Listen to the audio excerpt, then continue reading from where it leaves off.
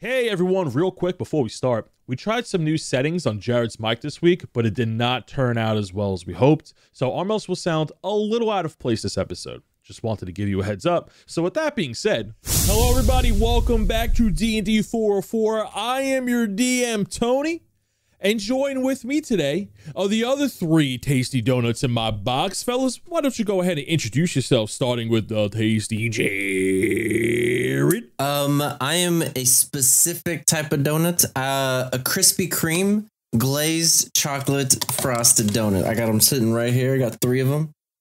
Yes, this is that's my go-to, my morning little snack. I'm so happy you said Krispy Kreme. I just need to say that. Krispy Kreme all the way. Whoever says Dunkin' Donuts is better, you're just factually, objectively wrong. Just gonna throw that out there.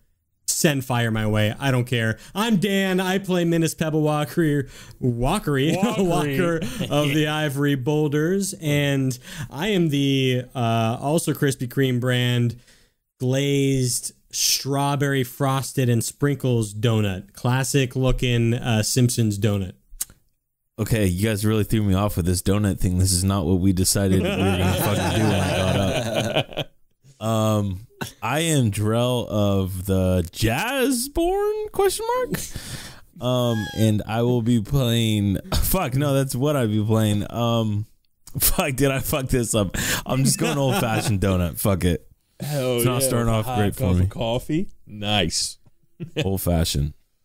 Bro, ain't nothing wrong with old fashioned, especially in some coffee. Now, boys, you know the deal.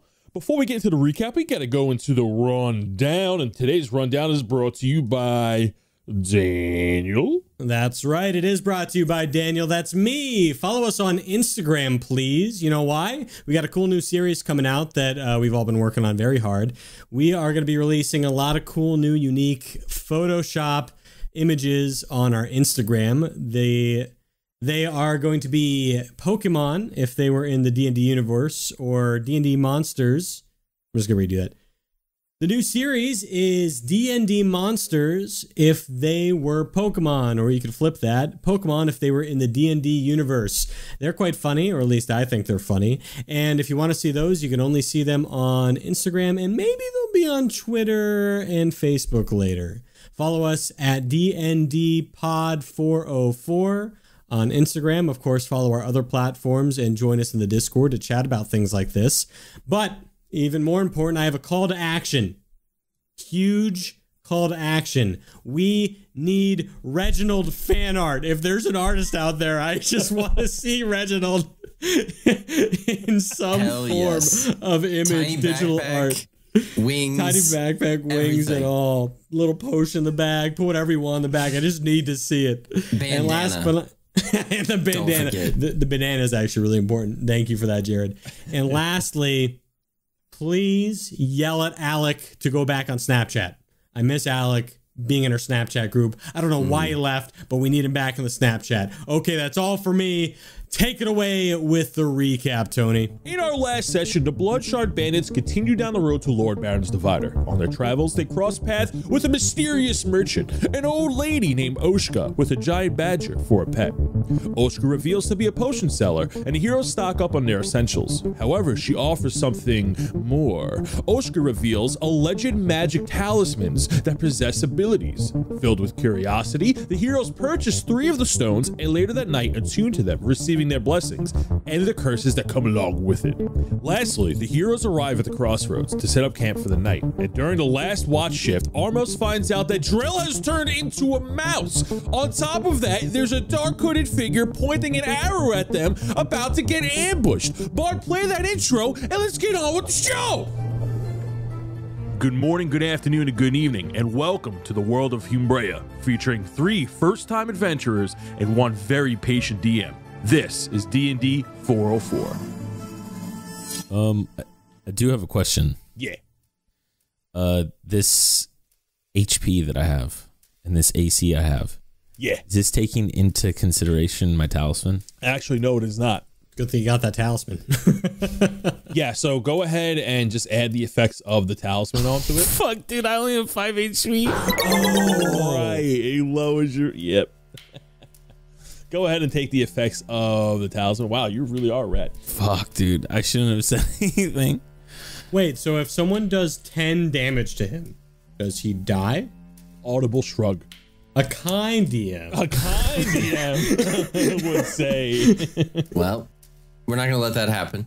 Fellas, welcome to session 41. The three of you were in the middle of camping, and in a watch shift, Armos went to go wake up Drell. However, he couldn't find Drell, and you soon discovered, Armos, that Drell had transformed into this tiny rat with a little saxophone as he dooted and tooted his way out of the pile of clothes and armor on the ground. When you look at Drell, you see this mouse holding a saxophone. The mouse also has the same tattoos along its face and body like Drell has. That's the only feature and characteristic that stayed after his transformation. The rat does look a little bit buff once you get a closer look at it, but it is undoubtedly a tiny rat with a equally sized saxophone. Really nice glutes. Menace, you wake up and you see Armos looking at this tiny mouse, and in the tree line, you also see this shrouded, mysterious cloak. Mirador, don't touch my plants! What's happening? What's happening? Cloaked figure knocking an arrow back, and in the dead of night, you hear the string echo between the tree lines. Fellas, I'm gonna need you to roll initiative. Well, I'm gonna take the one I got last time, which was a nat 20. I got a 4. I got a 19. Ooh, 19. Cool. All right. We are in the start of combat. Armos is looking at Drell. Drell is squeaking around. Minas is waking up from a terrible nightmare with Miranor, and there is an arrow being knocked in the distance. Minas, go ahead and take your initiative, bud. Armos, what's going on? Who's this guy? There's no time for questions. Get my sling, I guess, and I'll first I'm going to cast a spell. Okay. I'm going to cast Fairy Fire. Be like, Sid, get him, mark him, and I'll cast Fairy Fire on the guy that's in the woods. That's a DC 13 dexterity check. Ooh, he fails with a 10, and this archer in the dark woods illuminates what color? Nice bright blue to match the moonlight. I thought you were trying to make him stick out. Against the trees, he definitely sticks out. What do you mean? Sid goes and explodes in this bluish color as the archer in the woods illuminates a shiny blue in the tree line and sticks out like a sore thumb. But then I'm gonna run over to Armos and just survey the situation, looking down at this rat. This little mouse. You walk, you get closer to where Armos is. You're like, where's Drell? Where's Drell? And you look down and you just hear the faintest jazz being played from this tiny mouse standing on top of Drell's clothes. Armos, what is this really swole mouse doing here? Can't you see the tattoos? Oh my God. Reginald is like looking at the guy in the woods, and he's looking down at the mouse. He goes, I don't know. Something about this mouse just seems familiar. He's like tapping his chin. Wait a minute. Where are the blood shards? The bag's right there, Armos. That's right there. Wait, I mean, no, it's not. In the pile of clothes, you see a sack, the bag of holding that has all of these blood shards in it. We're gonna move to initiative 19. Drell of the Jazzborn, go ahead and make your turn. I have no idea what to do right now. There's so many things I could do. I'm gonna roll up to the bag of blood shards after I hear Armos say that and stand on top of it and like wave my little rat arms like, no, don't touch them. And as I do that, I am going to cast Bless on Armos and Minas. Can I also cast it on myself or no? Yeah, you can cast Bless on yourself. So for those just tuning in, Drell has transformed into a mouse. However, he still retains a character sheet, but instead of a barbarian fighter multi-class, he is now a level 7 bard. He is a jazz rat, a sax rat, a saxophone bluesy rat. The sexiest of them all. Love this. Like I said, I am gonna cast Bless, and Bless says, you bless up to 3 creatures of your choice within range. Whenever a target makes an attack roll or a saving throw before the spell ends, the target can roll a 1d4 and add that number to the number rolled for the attack roll or saving throw. So, yeah, you guys now get 1d4. Now, is that every time they do that, or they just get 1? Yeah, so you're concentrating on this. So you're concentrating up to 1 minute, which is 10 rounds. That's clutch. You go ahead and cast Bless. Describe that with your saxophone. How are you casting Bless as you wave your arms frantically to ward off Armos from the Bloodshard Bag? I play the most slow, sexy rendition of a George Michael's saxophone song, and I just completely like fill both of them up with the love of jazz. As you play this tiny saxophone, you're like on your saxophone, and the 3 of you illuminate in a sparkly yellow as the 3 of you feel blessed and inspired. Armos, why am I snapping? I don't like this, but I feel great. If you look close enough, you see little music notes surrounding the mouse. We're going to move to initiative 12 as the knocked arrow gets released, shooting and aiming for Armos. The bow lands with a 17, dealing 11 points of damage as this sharp arrow pierces into your shoulder, Armos. As you are distracted with the arrow in your shoulder, you can hear rustling from the trees over to the east, and there is some movement, and there are 2 additional cloaked figures making their way towards you.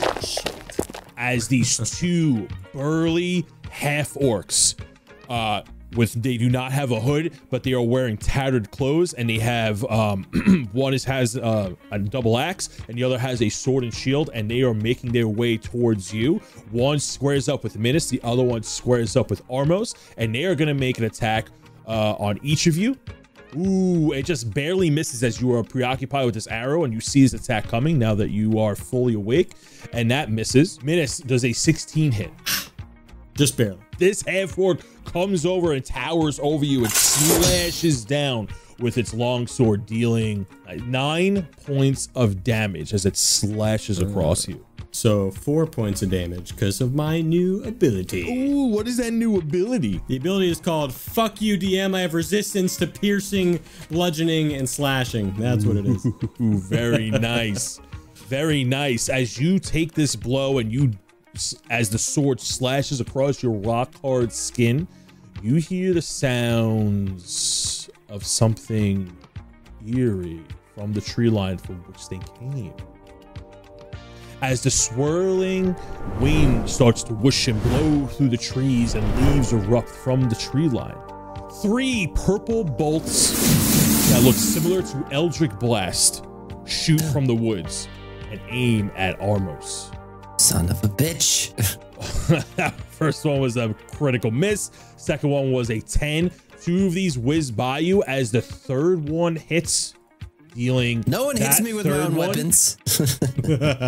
That third bolt hits you for 17 points of damage. Just regular damage? What's the damage? It's actually psychic damage. We're gonna move to initiative for Armos. I squeak. Yeah.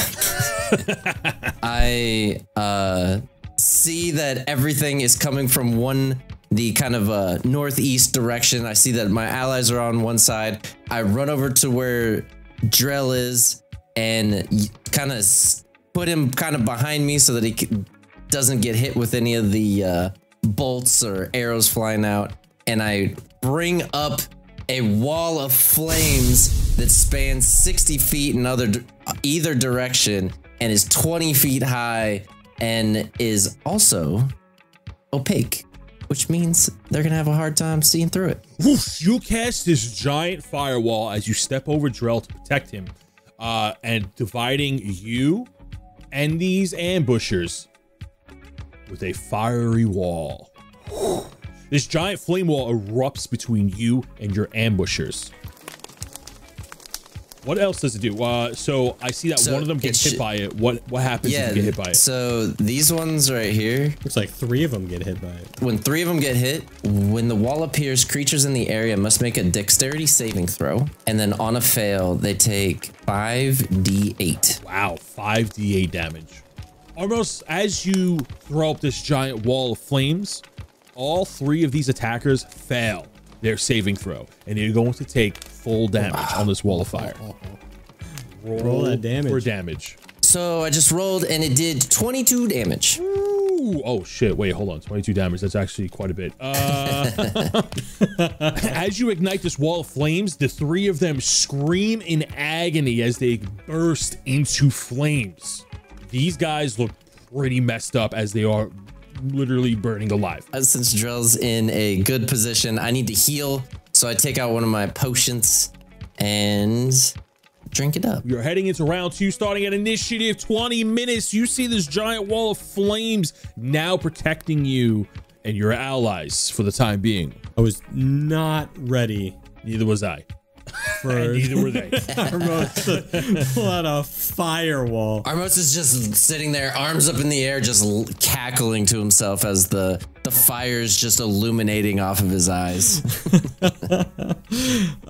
I guess I'm just gonna look at Armos and say, Armos, keep little Drell safe. All right. And he's gonna move 30 feet around the end of the wall because I can barely get around it. And I'm gonna start chucking pebbles. Whoa. 30 feet around the wall? Yeah, because I can get. Don't you mean 25 Around the wall. feet? Mr. Talisman Oh, Boulder. sorry. That's right. I'm back to 25 feet. I forgot. I'm not going to give you a cursed object and not make the curse effective. I totally. At least I can still get around the wall. You can still Also- get around the wall. Yeah. So I was gonna heal Armos actually, but he just took a potion. So I'm just gonna chuck some sling bullets. I'm gonna chuck a sling bullet at the. I'm gonna attack the one that has fairy fire with a sling bullet. Okay. Does a 21 hit? A 21 definitely hits. Awesome. So that is 7 points of damage, and my swarm also hits for another 1 point of damage. They roll so low all the damn time. Let's see if I crit. Oh my god, I crit! Wait, double that. Hey. Or another D4 rather. So that is 12 damage total on the first attack, and I'm just gonna attack again. Does an 24 hit? Maybe. Let me check my notes here. Yeah, it hit. And as I sling 2 bullets, I hit the second. As I sling 2 bullets, the second is going to hit with another 8 points of damage. Ooh. As this thing That's is 20 burning, total. you are just adding more fuel to the flame as it's like, bing, bing, bing, and it just gets doinked 3 times in the head. It is not dead yet. Not dead yet. And then I end my turn there because I've got nothing else to do. And I'm just shouting, keep Drell safe. As you are shooting these slings, you notice that the 3 enemies in front of you are burning and they're yelling, but they're not saying anything, which you think is weird for, you know, a creature being on fire. You think you'd hear a few curse words. We're going to go down to initiative 19, Drell of the Jazzborn. Go ahead and take your turn, bud. Drell, as being the the rat he is, he's still not really understanding what's going on. So I feel like I try to go over and pick up Giant Slayer real quick, and it just doesn't work. So you see him like tapping his foot, like trying to think, and then it comes to him, and he pulls out his saxophone, and he plays another non-copyrighted version of Rihanna, Don't Stop the Music, with his saxophone tapping his foot. Okay. And he casts a 3rd level thunder wave in the direction of the 2 orcs that were on the side of the firewall. Ooh. So they have to make a constitution saving throw of 15. Oh, they have they got a 17 on their saving throw. Both of them? Both of them. Son of a bitch. Okay. But the music is so good that it gives Armos Bardic of Inspiration. So that's as a bonus action. I'm about to read it. I'm just so excited. As a bonus action, a creature other than you within 60 feet that can hear you gains an inspiration die 1d8. For 10 minutes, the creature can add it to one ability check, attack roll, or saving throw. This can be added after seeing the roll, but before knowing the outcome. But I'm also a combat bard, so College of Valor. yeah, Combat bard, canon. That's canon now. Yeah, Change your Wizards of the Coast. You heard it here first. Combat inspiration. A creature that has Bardic of Inspiration die, you can roll the die and add the number, anything you want for 10 minutes. Yeah. I think that is my turn. Okay, we are gonna go down to initiative 12 as the archers and the half-orcs begin to scream. They are going to take their turn to get out of the flames. The archer in the woods, Armos, you go to look and it walks through the flames in the distance and it's patting itself off and trying to get the flames. It does a quick stop, drop, and roll, and that's going to be its turn. You don't know where the other two have went. You hear the shouting of commands from one of them going, "Fools, go around, get them, seize them." And you hear footsteps beyond the flame wall. We are going to move to initiative for Armos. Follow up that amazing turn. That archer, can I see him or did he? Oh, you can run absolutely off? see him as he rolled. Yeah. All right, I just wanted to I wanted both hands as the guy's coming through the fire and me just laughing as I hear all the screams of everybody. And then I just hear him patting off and I leave one hand up, just keeping the firewall going. And then with my other hand, I just look at the guy dusting himself off and just Eldritch blast the shit out of him. Roll a hit. Advantage, by the way. Yeah, right. There you go. So I got a 23 and a 19 the first one, and then I got a 17 and a 7 on the second one. Yeah, so both those bolts hit. Go ahead and do your damage. Sweet. First one is 9 damage. Armos, destroy him. Eviscerate him. I feel like I already did. I hit him with the first one, and I see that it kind of knocks him off his footing to a point where I can knock him back into the wall, and as I do, I see his body just absolutely vaporize, and I just smirk as I then put both my hands back up in the air. You shoot him with the double blast as he just promptly put himself out from the agonizing flames, and he looks up, and the last thing he sees is a flash of purple and the cackling of an angrily happy tiefling. And Reginald goes, "Whoa, things are starting to heat up. I'm so proud of you." And he wipes a tear from his eye as he watches this poor soul just get eviscerated. Is that the end of your turn? I'm gonna move 15 feet on the south side of the wall. Not quite all the way around it, but enough to come around it on the next turn. We're gonna move to initiative 20 minutes. Ha! You can't escape the flames that easy as I use one charge of my fireball necklace to do 25 damage on these three. They do a save, of course. God, yes. Dexterity save of 15. Oh my god. Hit a 15. I'm just I forgot about the necklace with fireball. I'm using it now. Yes. Oh no, none of them save as you lob this fireball, dealing 25 points of damage as that half just became clean. Ooh. One of them has a sweat rag and he's patting his forehead. He goes as he just explode into flames again. Oh my god, and they are screaming agonizing pain. And even the magical one begins to scream, and he is cursing and saying obscenities in languages you cannot understand. My turn ends as Minas is going, Armos, this feels amazing. I understand why you love this.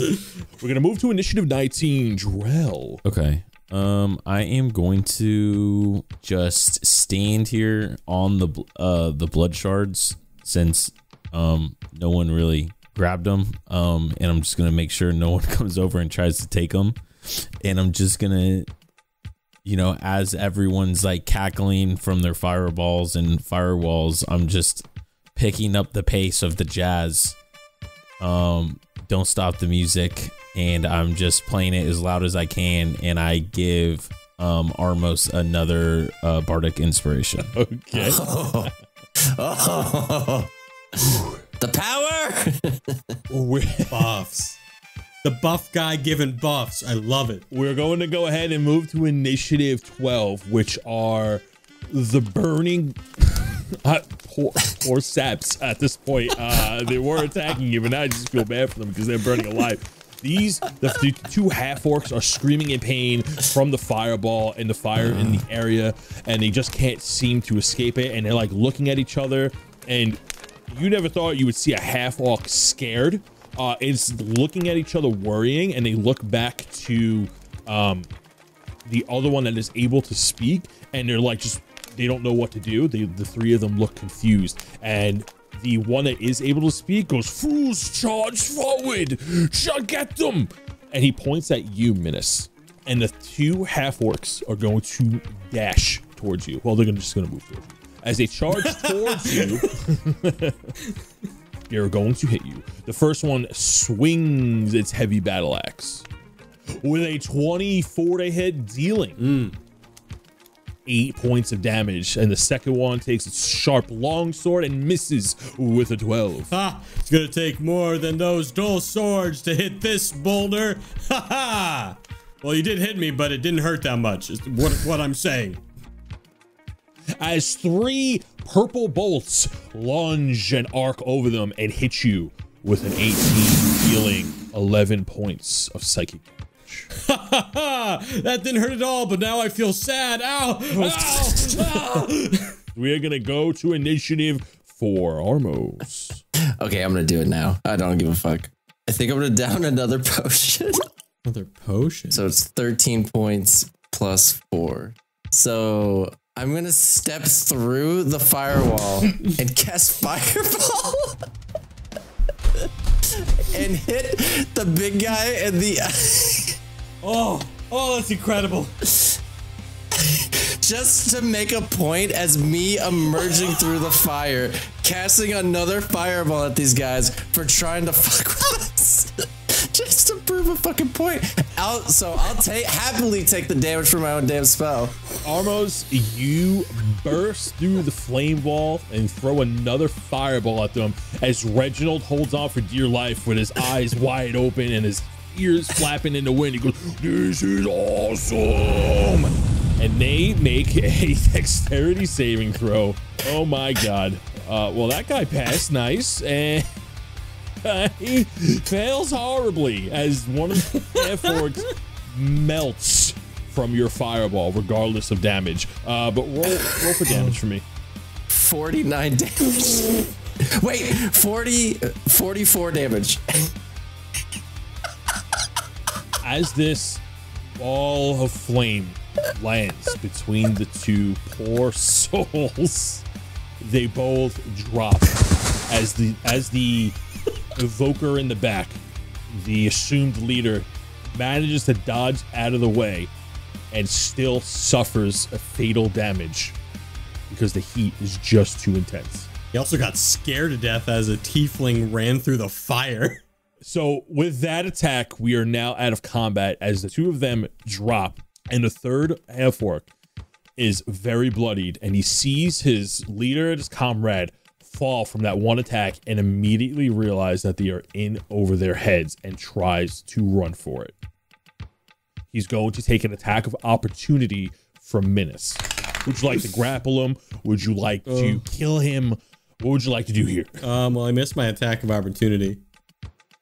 Okay, he looks like he is about to run as he turned his back to you, as he's looking at the carnage before him.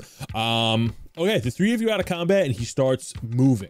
What would the three of you like to do? My hand reaches towards the orc, and I miss at first, but I yell towards him as he's running, "You're not gonna get away that easy," as I launch a net at him. Roll a hit with this net. That is a 15. That is just barely gonna miss. Fuck, I wish I had Inspiration.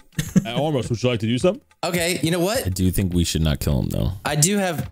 All right. All right. Reluctantly, I see everyone trying to capture this guy. I misty step in front of him and grab him by the throat. Tell you what, because of how badly damaged he is, and because you just misty stepped in front of him like the demon you are with this demon rabbit, I'm gonna say roll me an intimidation check as you go to grab him in his weakened state. I rolled a 2, but I get +6, so I can roll an 8. He failed his charisma check. So it works. True. He failed. He is intimidated. Oh, he failed. Oh, the orc is stunned in fear as you go boo. You go boo. You go, oh, as you grab him by the throat, and he is like just frozen with fear. Awesome. Come on, Armos. Light him up. You know you want to. The entire time, I can alter my eye's appearance for 1 minute with my racial talent. And I make them look like flames as I'm talking to him, just to really drive home that I'm one with the fire at this point. Okay. Be like, we're going to have a talk. Sit down. And he just falls back on his butt and he tries to like scoot away from you. You are on the side of the road in the middle of the night as the flames subside and the birds chirp around you, as the owls coo around you. There's no birds. Birds are asleep. As the owls coo around you. What are you guys doing with this half-orc? Well, before I walk over, I look down at this mouse. Yes, you have to deal with the mouse at hand. I'm like, Drell, is that you? If that's you, Drell, hop up on my shoulder. I reluctantly, slowly put my head down and slowly climb up his shoulder, but then point to the blood shards. And I cast Speak with Animals. Squeak. You hear Drell say squeak.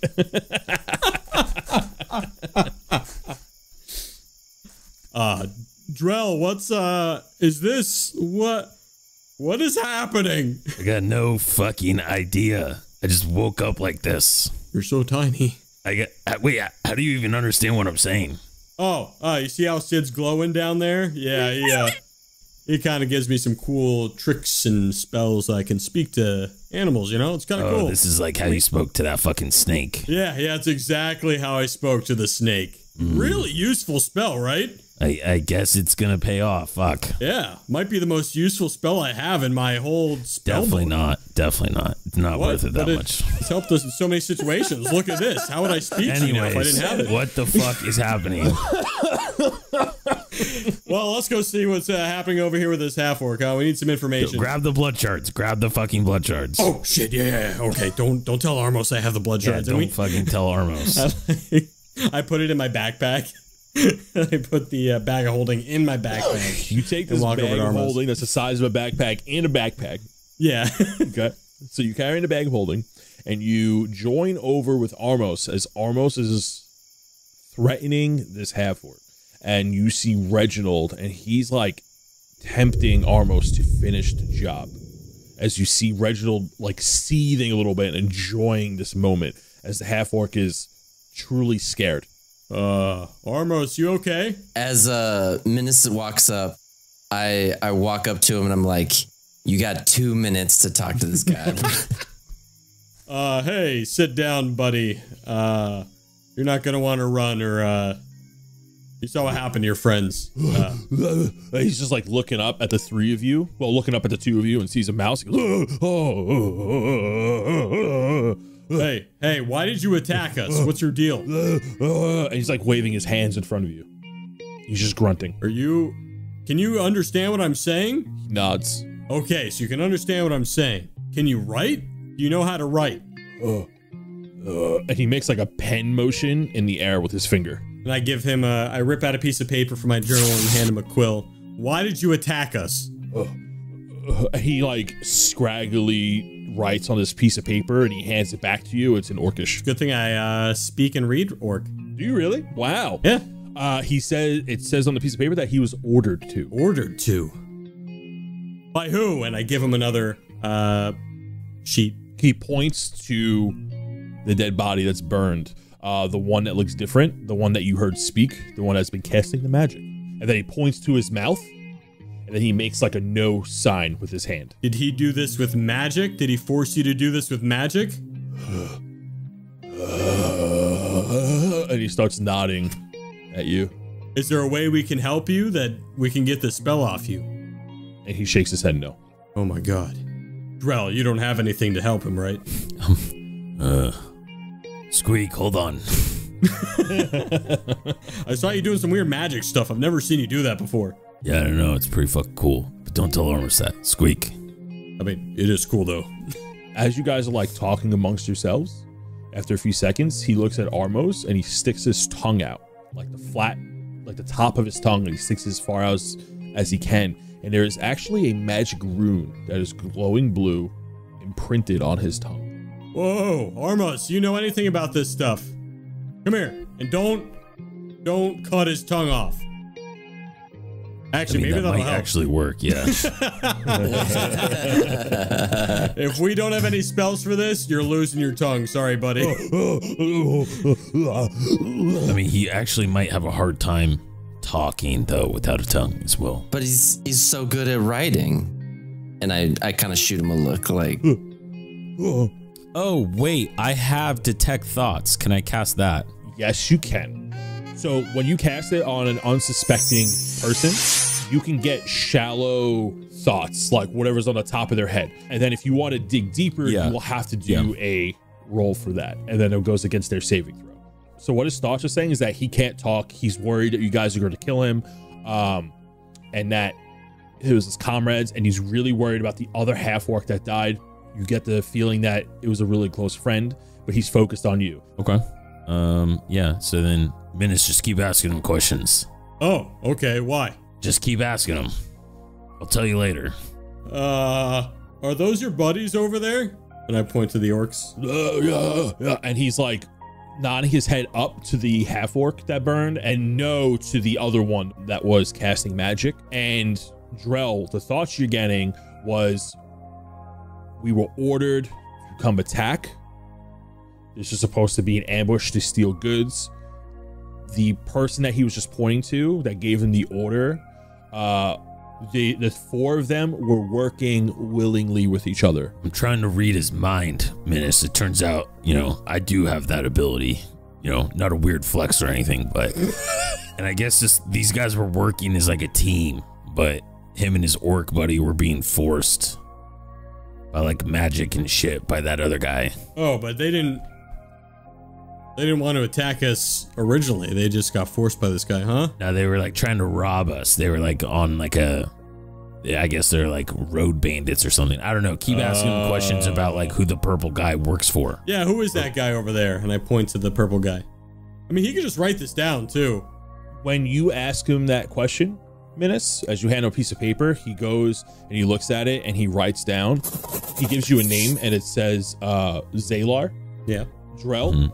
You hear a different name, Shava. Wait, who the fuck is Shava? Shava? Who's Shava? I see Zalar here. I don't know. He was thinking Shava. What do you mean? What does that say? Wait a second. Are you lying to us? When he hears you say Shava, he like has a really worried look on his face. Drell, you hear the words Red Dawn come to mind. Oh, fuck. He's working for the Red Goddamn Dawn. Armos, you're up. Oh, this guy, he's done? Are we done with him? And I push Menace aside. Are we done here? Light him up. Light him up. Light him up. Light him up. Light him up. Light him up. And as Reginald speaks, you see the half-orc look at Reginald. Wait a minute. Can you see this? Can you see him? He shakes his head. Wait, fuck. Menace, ask Armos about the Red Dawn. Armos, what's the Red Dawn? That's what you told me to do, Drell, right? Yeah. Well, ask him if he knows anything about it. Yeah, but that works. To Armos? Yeah. Armos, what do you know about the Red Dawn? Wait, is he trying to? Are you trying to read my mind? Yeah, absolutely. What's going on here? Yeah, This music's infectious. I definitely try to do that. Oh, if you're trying to probe him, he's gonna have to make a wisdom saving throw. 17 is what I got. Oh, well, he passes. When you hear Minas ask that question, you hear the sax music, you hear the jazz, and now it's louder than ever, and you realize that you're mentally being probed or attempted to be probed. And the second you are made aware, your thoughts become protected. I sense that they're being blocked. Yes. Minas is hiding something. How dare you? What? Who? Armos? Yep. You said the Red Dawn, and boom, immediately his mind Armos. acted like a fortress. I thought we were friends. Why would you hide something from us? I don't even know anything. That's my last spell slot, by the way, for detect thoughts. So What does the thing on his tongue look like? What does the symbol on his tongue look like, the orc? You see that there's a magic rune on his tongue that's glowing. The effects of the magic is like magically pacing. It's like the symbol is like there's a glowing rune on his tongue, but it doesn't look like a burn mark. It doesn't look like something physical. It looks ethereal. Give me a Arcana check.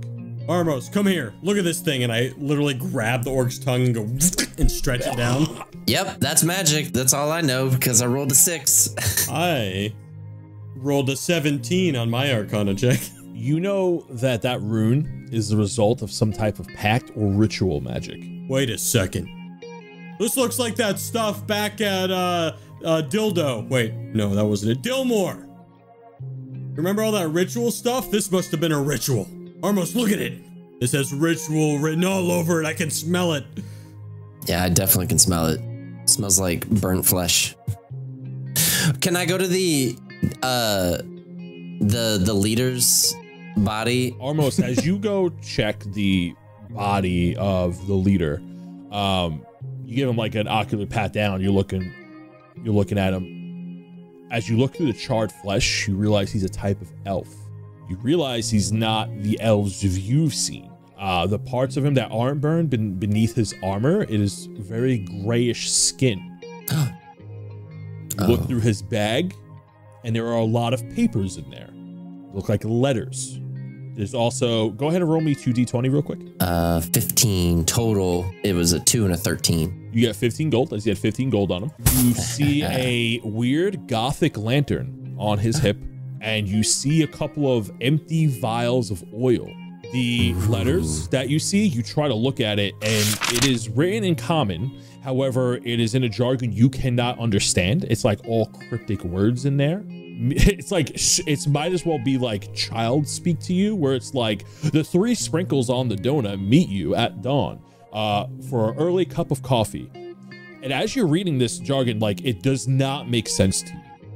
You do see a name on there, and the name is Kendrick. That's the only thing that sticks out that looks legible, that isn't nonsensical words. And then as you continue to look through the papers, you find a map. Do I recognize anything on the map? As you look at it, you see that is a rough sketch of the vast area that you are in. Now on this map looks store-bought, but it has a bunch of scribbles on it. You see a couple X's, you see some numbers, you see it pointing at some locations, some trails on it that may lead to like an alternate route, and all of the added sketchings are in red ink. So the additions to the map are very clear. But you see some numbers, and like the first tower, you realize that the longer you look at it, there's a tower on the map, and you make sense that was a Red Guard checkpoint, because south from that, you see a city landscape, and that you can tell is the city of Dillmore. And when you look north from the city of Dillmore, you see a cave surrounded by a bunch of trees, and it has like a red diamond in there, and it's pointing at the cave. You're starting to think, well, maybe was that the cave I just came from?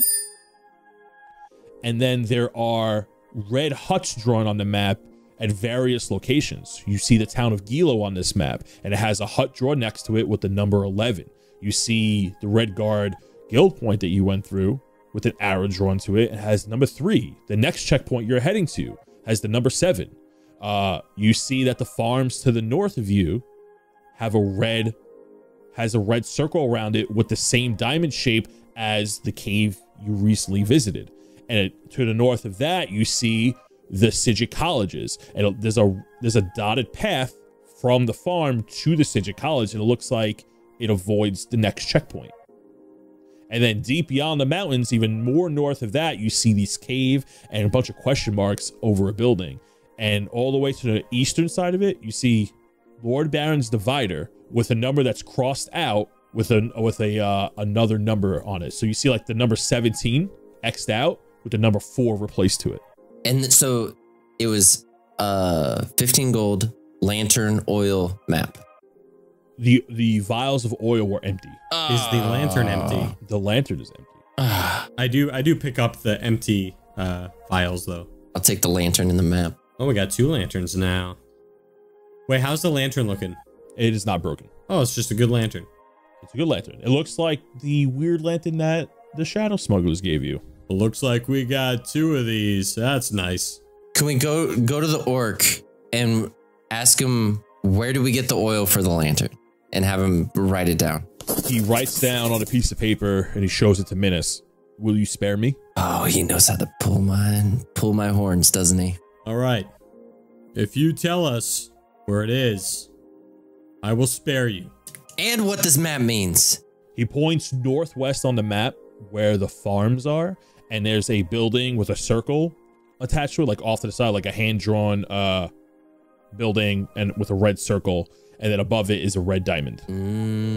Is there oil there? Could we find oil for these lanterns there? He nods his head yes. All right, as I promised, I, Minas Pebblewalker, will spare you. Armos, you can do what you want. And Minas starts walking away. And he looks at Armos.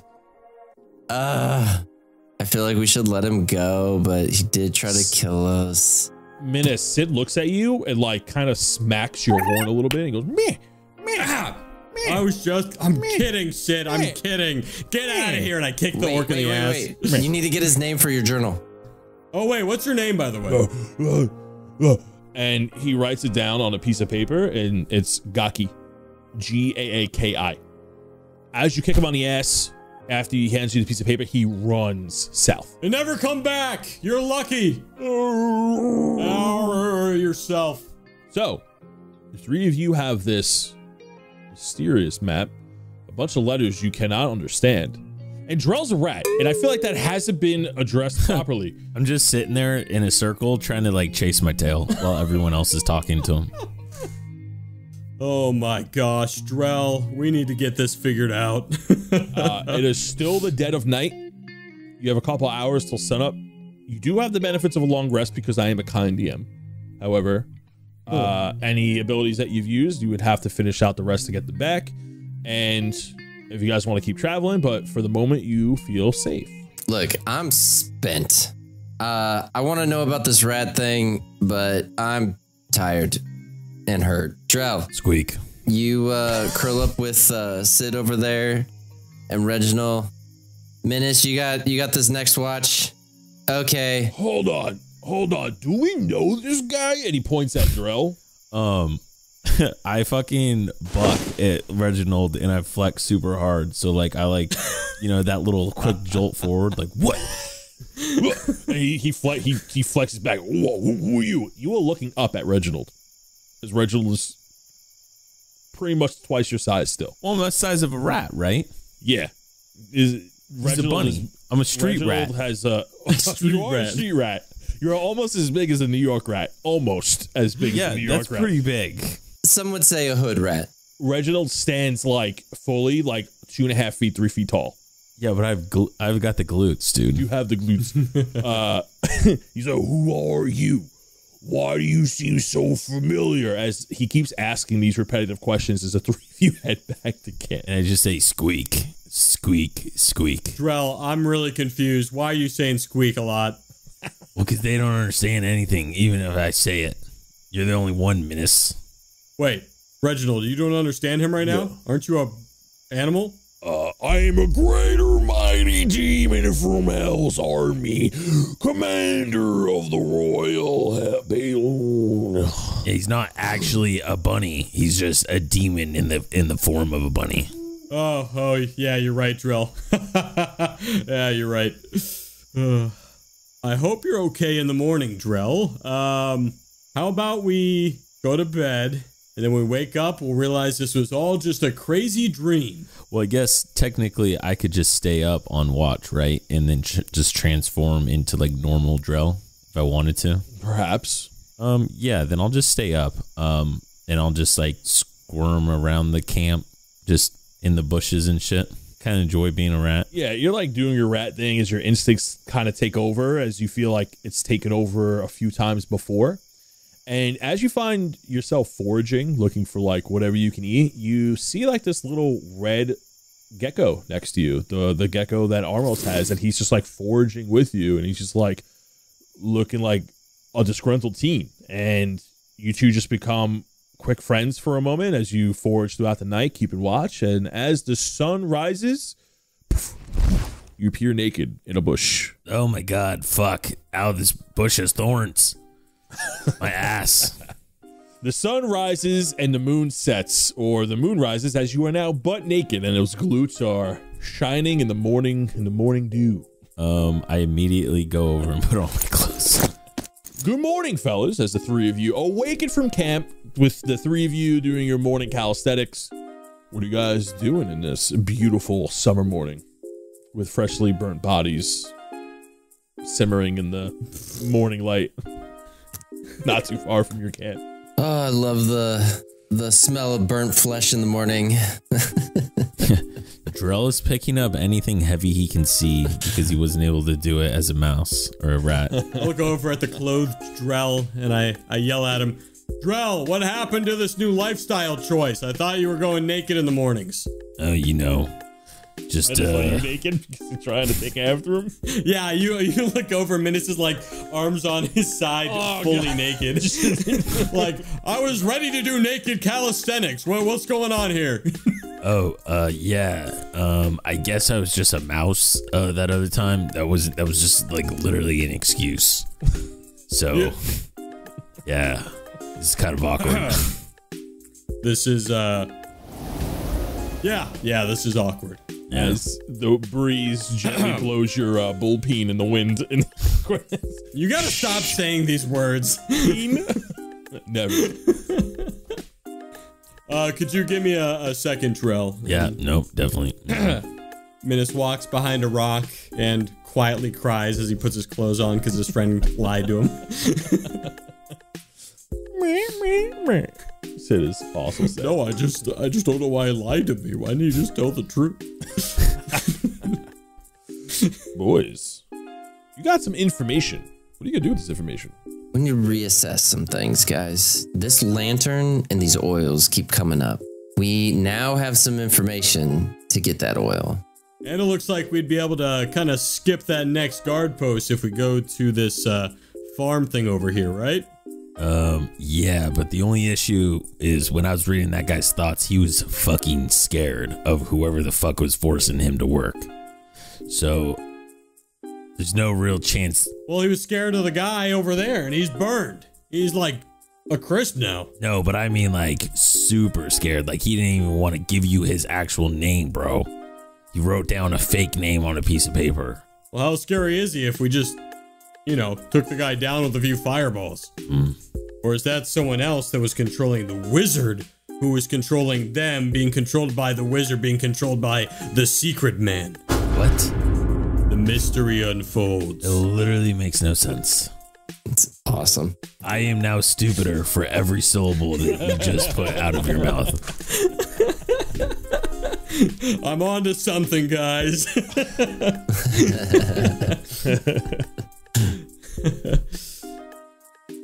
Well, hey, looks like we're killing two birds with one stone here if we go to that little tent by the farm. Might be able to learn some new information and make our way to the Sigil College. Yeah, but like, wouldn't we want to... And Drell, get some of that primo ale. Just saying. Yeah, but I feel like dropping off these blood shards should be our #1 priority. We don't know what we're getting ourselves into. Whoa. Number 1 priority when we first took a little side adventure to go kill a dragon because we wanted to. And now, look. Okay, that was for Menace's confidence. Here's an idea. We just go get the oil. We don't even have to deliver the blood shards. Like, we could just give them to me. See, this is exactly why we need to deliver the blood shards, Menace. Do you see what happens when I get them? Oh, it's amazing. I did all that without blood shards. Imagine if I had a blood shard. Yeah. He's proving my point right now. Yeah, he's definitely not helping anyone's case. The three of you are like Scooby-Dooing this map, and like you're trying to come up with a plan. And so you're gonna take a 20 here because you guys aren't moving. You guys are eating breakfast and just like huddled together. And you're starting to notice some consistencies on this map. The cave that you were at has this diamond shape, but like it doesn't look like a normal shard shape. It looks like a tower, like a diamond in the shape of a tower, as much sense as that makes, right? And then you see another one of these closer to a drawn house that's etched in on the map that are near these farms. The more you look at it, you see a third one way up in the hills. Here's the idea. We have to get through the next checkpoint, regardless what we do. That last checkpoint, luckily with some good, misdirection, we were able to get through. I think this next one's going to be a little bit more tough because we're right outside Lord Baron's Divide. So even if we want to go through there, I think it's going to be tough. So I think if we take this detour, we figure it out, and also we get around the checkpoint, I think it's a win-win. We gotta live up to the Shadow Smuggler's name. They trusted us with this lamp. We gotta fill it and fulfill our promise. See, we're filling 2 things. Oh, I got that. Fulfilling the promise, fulfilling. Yeah, filling. Yep, Well, fill's in the other word. Yeah. When you have to explain it. I don't know, but the last time we got into this type of shit, Armos tried to kill us, remember? Last time I went to sleep, you turned into a mouse. What are we even talking about right now? We have no idea what we're getting ourselves into. He looks fine now. See, look at him. I point over at Armos, who's tweaking. Okay, well, I need the bag then, Menace. And I put out my hand for the blood shards. Drell, I don't have the bag. What do you mean? Menace, just give it to me. Drell, why would you say that? I don't have the bag. You have the bag. You had it this whole time. Armos, look away. I don't like this game. I go over to Drell and like pretend to shake his hand really awkwardly. As you hand me a backpack. You try to dab him up as you try to give him the old barbershop tip as you hand him a normal sized backpack from under your cloak. And yeah. So after that exchange, Armos just rolls his eyes, making sure he knows where the blood shards are. But then we say, all right, let's pack up and head into the northwest. You guys did camp conveniently at the crossroads, where if you were like, you can go to Gilo, you can go to this farm, you can go to the checkpoint. The 3 of you are heading to the farm? Yeah. Look, all I'm saying is we don't actually know Bando Boris was going to the Sigil College or Lord Baron's Divider. He had a lantern. All we know is he could have been going to this place. He literally been instead turning into these blood shards to who the fuck knows, and then just returning with gold. And the rest of them would have never known. Still suspect over Bando Boris. Interesting. Well, yeah, I mean, he just left his team to fucking die. So, I mean, I will go if you guys want to, but I'm saying this is a huge red flag. I just don't know how we're going to get through the next checkpoint. We got really lucky with your swift tongue. Yeah, we just fucking kill them if they don't let us through. What? I mean, they're the Red Guard, bro. They're bad guys anyways, right? Not all of them. Some of them tried to fucking kill you, dude. You don't remember that? They could have families, Drell. Listen to yourself. When you guys were looking at the map, you noticed that there's a number, and some of the numbers are crossed out with a smaller number, and then some locations. By Dillmore, you see the number 24 that is X'd out. Wait a second. Armos, Drell, I'm having a Minotaur brain blast. I'm Minotaur Baja Brain Blast. Fucking just came right to my head when you said that. I don't know why. What if these numbers are the amount of Red Guards, Red Dawn members that are at each of these places? Oh. So that would mean 4 of them are the next place, so we can just go kill them. Reginald just joins the conversation. Oh, that makes sense. But wait, there was only 2 at the last checkpoint, except, but there's a 3 there. There were only 2 on the outside at the bridge, but there were more in the tower. If we go fight with them, we might be fighting the normal ones. Wait a minute. Reginald's like looking at the map. He goes, some of this is in red here. So he's pointing at the cave that you guys went to earlier. He's like, you think that's like one of those giant ore veins or something? No, that's not it, dumbass. Oh, yeah, sorry. Sid pipes in and goes, man. It's like a little revenge from when Reginald told him to shut up. All right, fuck it. If you guys want to go, we can go. I'm just saying we gotta pay more attention. And apparently, we have to hope that Armos isn't gonna try to kill us again when he gets near more blood shards. We're not getting blood shards, Drell. We're getting oil. Once we get the oil, we'll be able to move really swiftly through these areas. Yeah, that's what I'm talking about. Yeah, at least I think that's how this works. And he knocks on the little lamp. Dink, dink. As the 3 of you pack up your campsite and start to head towards the road, you do hear the sound of wagon wheels.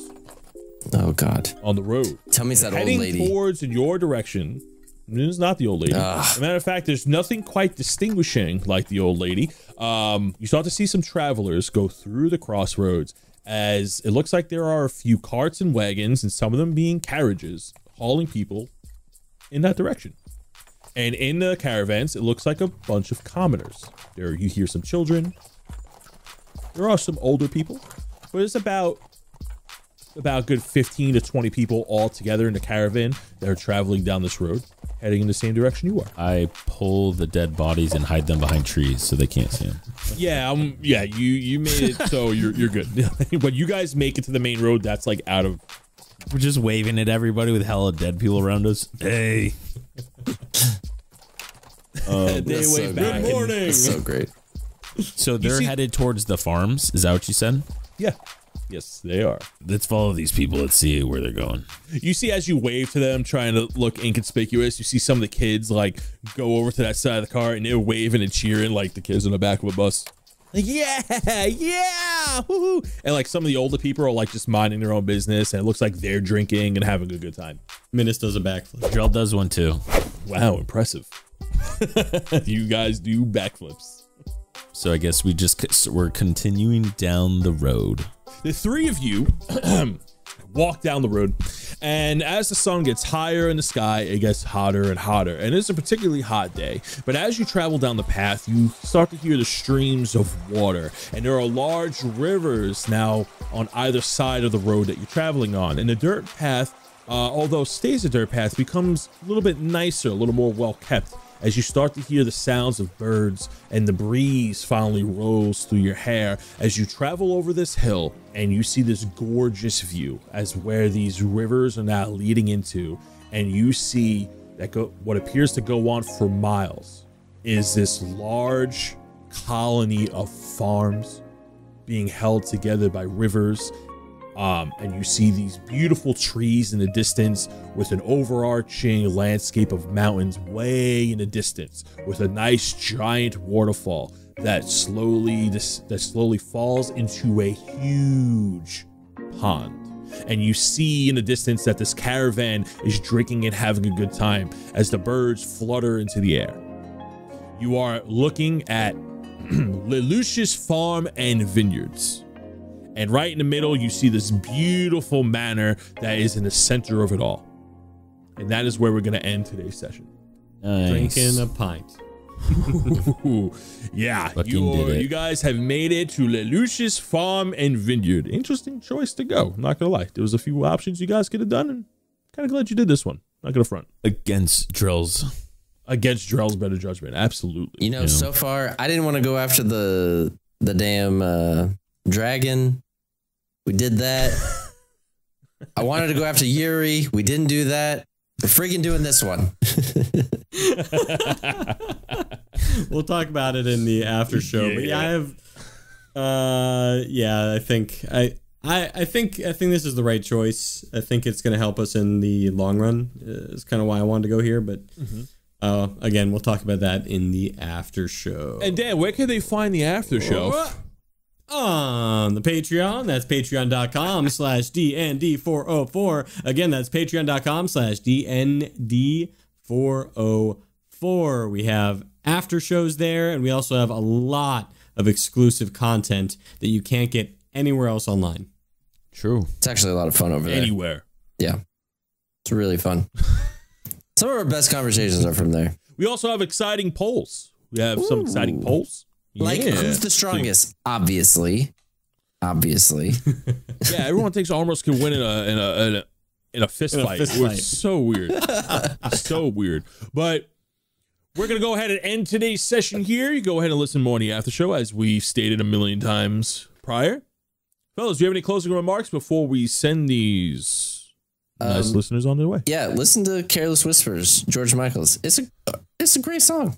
It's a great song. What a banger. What a banger. It's a great one. The entire time we were fighting, I was Googling on YouTube jazz covers, and I found a really great jazz cover of Rihanna, Don't Stop the Music. So we're listening to it. You said it. Yeah.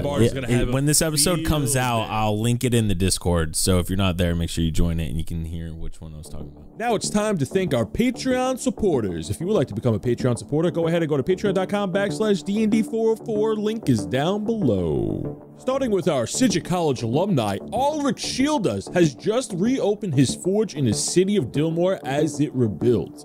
Ulrich has also dabbled into construction and is working hard alongside with Treyish Buge to rebuild the Knots. The Knots is no longer considered a shady part of town, but rather a nice community with an open kitchen concept. Now, rather than fearing the Knots, perhaps you could take a loved one and tie the knot. Next, we have Artemis. Artemis has just become the new head RA for the Alchemist dormitory up in the Sidja College. Artemis has now had 54 days clean with no accidents, despite the Alchemist students' wild parties and crazy experiments. It's also possible that students are afraid to report anything to Artemis because of his extensive history of breaking kneecaps. Next, we have Alara Dawnstar. Alara Dawnstar's location is currently unknown, but legends say she's guarding a blood shard. However, this blood shard she's guarding is different from the ones we've experienced on our journey. This blood shard has a different color, a bluish shine to it. Only one other shard of its kind has been discovered. Legends say that shard is guarded by a friendly snake. Marcus Rico is our last Sidja College alumni. Marcus Rico is a peculiar one. Do not be fooled by his heroic name, as dark secrets lie beyond his cunning veil of lies. Marcus is told to be scheming in the lands of Umbrea and plotting his own course of destruction. South Trillis may have to worry about something else than ancient evil gods. We're gonna move on to Umbrea's heroes. First up is Alex Dredd. Alex is still currently the top bounty hunter in the Kambuki Isles. The bards sing of his victories and say he's on a hot new lead of a Hydra. Next, we have Man with Glass, and Man with Glass has been captured and taken into custody and is awaiting trial. Man with Glass says he's innocent, but needs a good lawyer if anyone knows one. Last up, we have Pascal Elliott, aka Charcoal Darts, wild magic artist of Umbrea. She has been spotted in the city of Dillmore, currently working on a mural in the city to honor those who have fallen. That's all for this week's shoutouts. We'll catch you on the next episode of D&D 404.